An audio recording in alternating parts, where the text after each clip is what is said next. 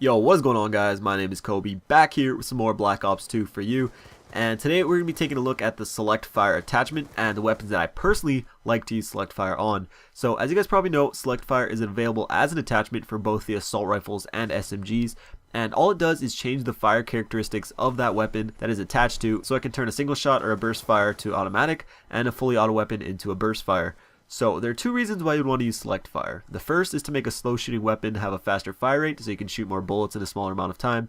Or two, slow down the fire rate to make a weapon more accurate. Now there are some slight exceptions to this rule, but those two reasons that I stated are basically the reasons why you'd want to use the Select Fire attachment. Now just because Select Fire can change the fire attributes of a weapon, that doesn't necessarily mean it will make it better. Majority of it does come down to personal preference, but for most weapons, it's pretty obvious when Select Fire would not only be useless, but actually be a counter effective. So I'm going to share with you guys some weapons that I personally like Select Fire on, and weapons that actually benefit from it. So to start off, I want to talk about the SMGs. So like I said earlier, the SMGs do have the Select Fire attachment as an option, but in my opinion, it is pretty much useless and will hurt you more than it will help you. SMGs are meant for close range encounters, and throwing on Select Fire will only slow down the fire rate. However, there's obviously one SMG that is a little different, that is the Chicom, the first burst fire SMG that we've ever seen in a Call of Duty.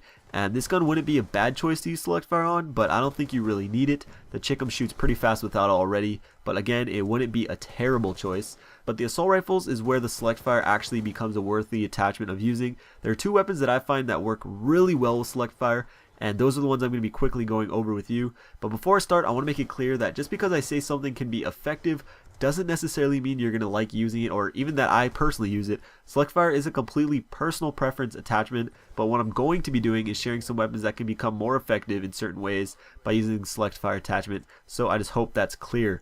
Now the first gun I want to talk about is the AN-94. This gun actually is turning into one of my favorite assault rifles to use. I know a lot of people like this gun already, and for a good reason. It is really strong and has a lot of stopping power, and is just a beast in medium range gunfights. Now as good as this gun is, there is one thing that can get you killed when you are in a face-to-face one-on-one gunfight, and that's its rate of fire. And that's where Select Fire comes in. So usually Select Fire would make an automatic weapon go burst fire, then making it shoot slower. But with the AN-94, as I'm sure many of you know, the first two bullets actually fire faster than the ones that precede them. Now with Select Fire on, with every squeeze of the trigger, it fires those two bullets. Now typically that would slow down the fire rate because it's still shooting two bullets at a time. However, with the AN-94, there is no burst delay, meaning if you are constantly pulling that trigger, unleashing two bullets over and over again, depending on your trigger finger, you can actually fire the weapon faster than if you're just shooting it automatically without Select Fire. Not only that, but because it is shooting in burst, the recoil is way lower than without it, even if you're shooting the weapon at the exact same speed.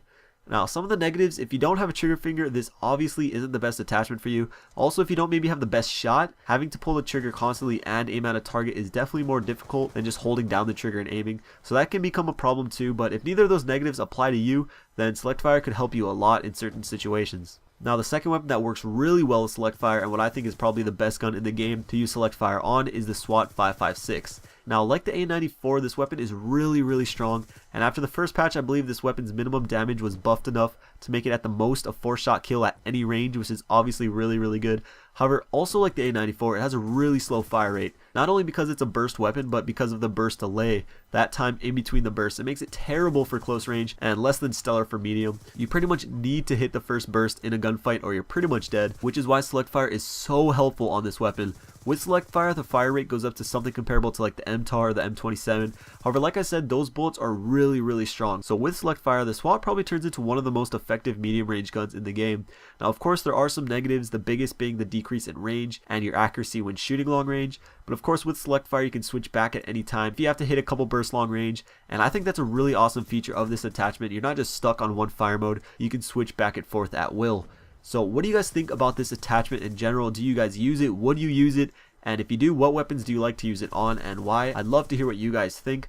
Also, if you guys want to leave some class recommendations for using Select Fire in the comments, I always encourage that. Spread some knowledge around, help everyone out, and that would just be really cool. But there's the video. I hope you guys enjoyed it, and if you did, I'd really appreciate it if you smack that like button.